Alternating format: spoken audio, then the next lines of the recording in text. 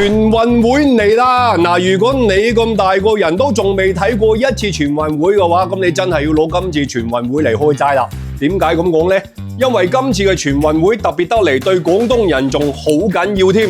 全運會全稱全國運動會，係國內競技水平最高、規模最大嘅綜合性運動會。自1959年開始，每4年舉行一屆。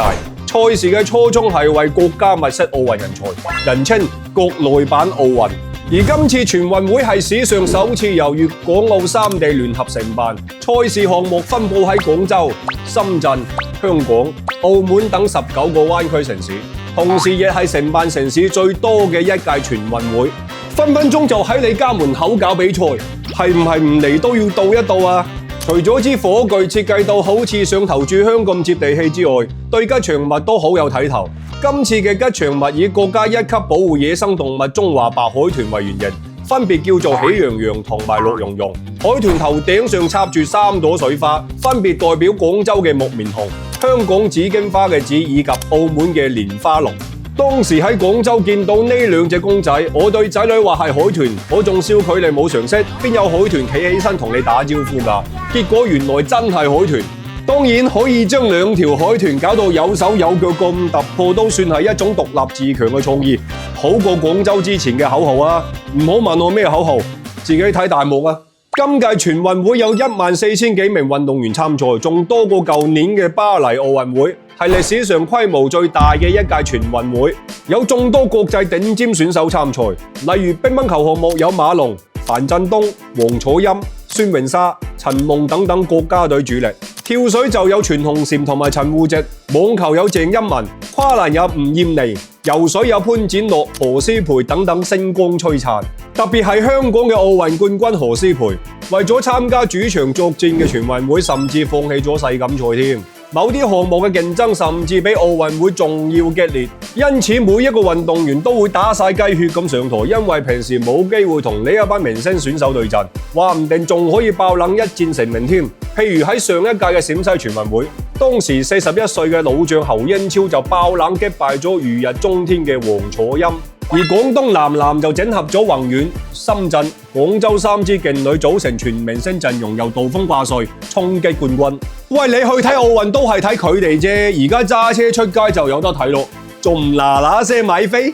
下次咁人齊要到2028年奧運啊，到時要飛洛杉磯冇雷公咁遠，機票食宿條數都幾襟計。今次全運會仲破天荒舉行2場跨境賽事，分別係粵港澳公路單車賽同埋深廣馬拉松。屆時單車運動員可以借助人面識別、前置檢查等等技術手段，喺230公里嘅賽道上6次無間斷咁通過港珠澳大橋嘅3地口岸，享受唔踩剎車嘅無感通關體驗。如果平時過關都咁快就好咯，有冇咁快啊？今次嘅全運會對我哋大灣區嚟講，唔單止係睇熱鬧咁簡單，仲係一次重要嘅經濟助推。嗱，唔講你唔知，喺過去3年，大灣區9市嘅年均 GDP 增速為 4.6%， 低於長三角地區嘅 5.1%。2024年嘅上半年，大灣區嘅 GDP 增速大約係 3.6%， 低於全國增速。唔同江浙滬鬥同成渝地區比呢，2024年上半年，成渝地區雙城經濟圈同比增長 5.8%， 增速比大灣區足足高出咗 1.7個百分點。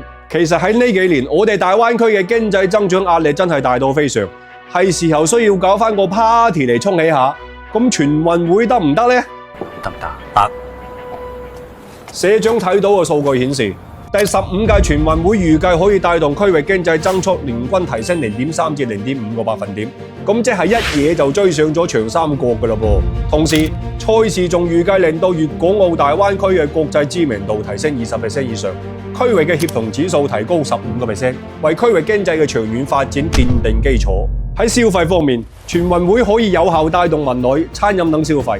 譬如全運會帆船比賽喺汕尾舉辦，賽事期間，保利金艇灣、紅海灣等片區嘅酒店入住率連續多日超95%，夜間經濟聚集區嘅客流量同比增長咗 40%， 遊客嘅平均停留時長從 1.5 日延長到 2.2 日。既然係對大灣區咁重要嘅盛事全運會，你哋係咪要支持下呢？